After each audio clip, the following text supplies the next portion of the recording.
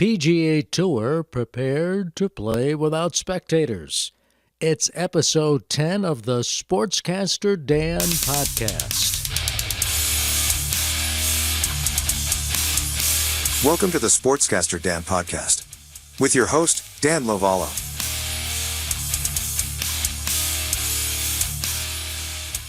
Hi, everybody, and here we are, rounding third, heading toward home for 2020. What a year it's been.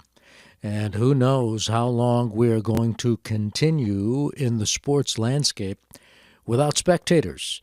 But the PGA Tour is prepared to play without spectators again, at least for the start of the 2021 portion of the PGA Tour. And they actually have a season that overlaps years. The PGA Tour, the new season does not begin in January. It actually begins in October. I don't know how many of you know that, but it begins in October and runs until the following October. So in this case, we're talking about the 2020-2021 season. But they say that they are prepared to continue to go without spectators, and for most of the 2021 portion of the tour, they would break even without spectators. The hope is to have some.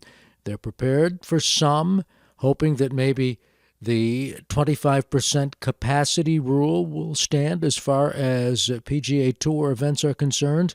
But either way, they are prepared, which leads me to baseball and the trial balloon that was sent up by the owners earlier in the week. And that's just what it was. It was a trial balloon. Initially, the major league owners, at least one owner, was quoted in a USA Today story as saying that the season will probably not get underway until May, and we're looking at a 130-game season, not the 162-game season. And we all know last year they played just 60 regular season games. But when that story came out, which was nothing more than a trial balloon, the Players Association said, "Whoa, wait a minute. Hold it just a minute. We want a 162-game season, and we expect to go to spring training in mid-February, the time we always go to spring training." And then one of the top players agents out there, Scott Boras, said the same thing. It's a 162-game season. And for obvious reasons, they want to get paid for 162 games. Their salary last year was cut substantially because it was prorated from a 162-game season to a 60-game season. Now, the owners sent up that trial balloon for one specific reason. They plan to continue to lose money. They claim they lost $3 billion in 2020, and they expect they're going to lose more because when the season starts, it could be, again, without spectators or a very limited capacity. And their model is designed along the lines of having fannies in the seats. Simple as that. They expect to have people in the seats. They have all this revenue from television and radio and other income streams, and just that, streaming on the net, the various apps that they have, the sale of merchandise, even when there are not spectators a lot at the games. But they rely also on spectators. And so that's why they sent up this trial balloon on the premise of, look, there's no way, even with a vaccine out, that we are going to be able to play to spectators in the early portion of the season, or if we have spectators, very limited capacity. So let's cut the season by at least 32 games. And when that trial balloon went up, the Players Association and Scott Boras took a needle and they popped it. They popped that balloon in a hurry. They want to play starting on April 1st. I think that's when the regular season begins. They want to go to spring training in mid-February, and they expect to have a 162-game season, and they want to get paid for 162 games. They don't want to take the quote-unquote loss that they took in 2020. And I put loss in quotations because, my goodness, who wouldn't mind getting paid $8 million a year instead of $25 million a year? And that's why there is such a disconnect at times between the game of baseball and everybody else. There is that disconnect because for those people who are still without a job, for those people who are getting paid less than what they got paid before because their salaries have been reduced, really reduced. It's awfully difficult when now you're making $30,000 a year instead of $50,000 a year to hear a player complain because instead of making $24 million a year, he's making $8 million a year. Very difficult to accept that, and that's why there is this disconnect.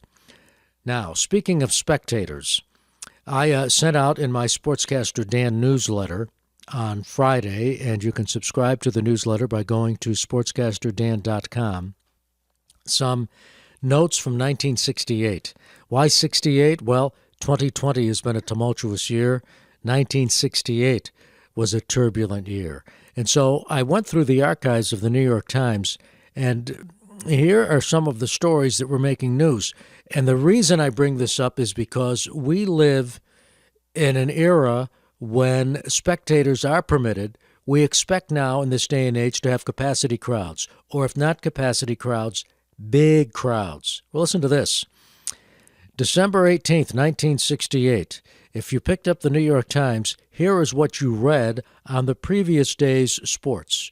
You read that the Philadelphia 76ers beat the Phoenix Suns in the NBA 145-128 in front of 1,946 fans. That's right, 1,946 fans. Also, there was a game between the Chicago Bulls and the Atlanta Hawks.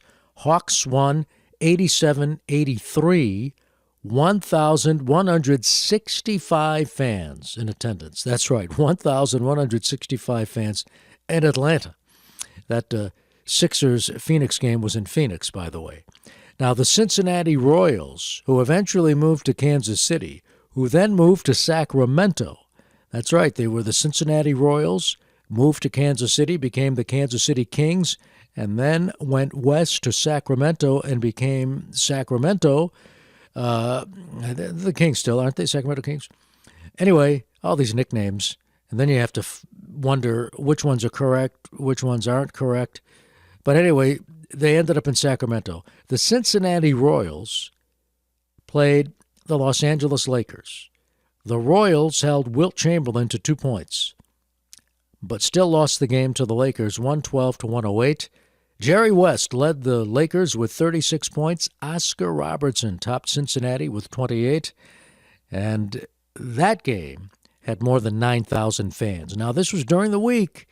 Weekday games, whether you were talking the NBA or Major League Baseball, did not draw back in 1968. Rarely did you get a sizable crowd. College basketball did better midweek. On the weekends, all of the sporting events did better. But during the week, particularly when it came to the winter, very cold weather, these midweek crowds were not all that big, as evidenced by the NBA attendance figures that I just related to you. But I just thought it was interesting looking back at 1968, another tumultuous year. But still, it's just interesting to me that we have to be prepared because at least in the first half of 2021, there is a good chance there will be no spectators or very few spectators at the games, simply because even though people are getting vaccinated, they have to go through a process. There are various phases. Right now, the first responders are getting the vaccination. And then people 65 and older who might be more susceptible to the virus. So the idea that because we have a vaccination, we can automatically snap our fingers and the virus is going to go away is misplaced. And it's going to be a process before we get back to the days of not worrying about the capacity in a ballpark or the capacity at a PGA Tour event. Slow steps, baby steps are being taken at this juncture. That's going to do it for the Sportscaster Dan Podcast. Be sure to subscribe to the podcast. You can do it in the Apple Podcast directory, Google's Podcast directory. All the podcast directories were there. And just go, in order to sign up for the newsletter, to sportscasterdan.com. And as always, thanks for listening to the Sportscaster Dan Podcast.